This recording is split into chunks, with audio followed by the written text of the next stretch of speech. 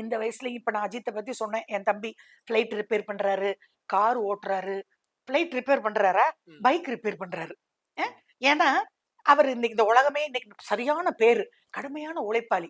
இந்த இந்த இந்த இடத்துல ஆபரேஷன் தம்பிக்கு ஸ்பைனல் கார்டு. சின்ன வயசுலயே அவன் இந்த சினிமாவை நம்பி வரல என் தம்பி. அவன் கடுமையான உழைப்பாளி.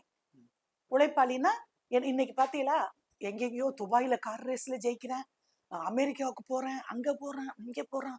கடுமையான உழைப்பாளி. ஏன்னா என் தம்பி எப்போதும் அரசியலுக்கு வரமாட்டான். அம்மா இருக்கும்போதே, புரட்சி தலைவி இருக்கும்போதே நாங்க கொண்டு வந்திருப்போம். அல்டிமேட்டிக் சாட்டரா பொதுச் செயலாளர் நாங்க கொண்டு வர விரும்பணும். அம்மா அட்பாடுல இருக்கும்போது தம்பி அரசியலுக்கு வரமாட்டேன்ட்டேன். இல்லைன்னா இன்னைக்கு சிஎம் என் தம்பி தான். ஆமா, அம்மா கூப்பிட்டு பொதுச் செயலாளர் ஆக்கிட்டு போயிருந்தா இன்னைக்கு யாரும் எதுவும் பேச முடியாது. இந்த மீடியால தான் அதை நான் சொல்றேன்.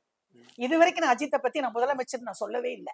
என் தம்பி கரெக்டா புரட்சி தலைவி இருக்கும்போது பொதுச் செயலாளர் ஆயிருந்தா இன்னைக்கு யாரும் ஒரு பாடி இல்ல, டெட் பாடி, அந்த பாடி இந்த பாடினா இன்னைக்கு இந்த கட்சி தலைமை ஏற்றிருக்கவே முடியாது. இன்னைக்கு அதனாலதான் நடக்கல. அம்மா அப்போல இருக்கும்போது கூப்பிட்டாங்க, தம்பியை வர வைக்க முடியல, எல்லாம் பிளான் பண்ணிட்டாங்க. ஏன்னா தம்பி முன்னுக்கு வந்துட்டான்னா அவனுக்கு அரசியல்லாம் பிடிக்காது. அவன் உழைப்பால உயர்ந்தவன். இன்னைக்கு பல உலகத்திலே அதிக சொத்து என் தம்பிக்கு தான். ஆனாலும் முதலமைச்சர் ஆசை அரசியலுக்கு புரட்சி தலைவி கூப்பிடும் போதே வரல. அதனால என் தம்பியை பத்தி நான் இன்னைக்கு அந்த அந்த காலகட்டத்தில் வந்திருந்தா இன்னைக்கு என் தம்பி சிஎம்.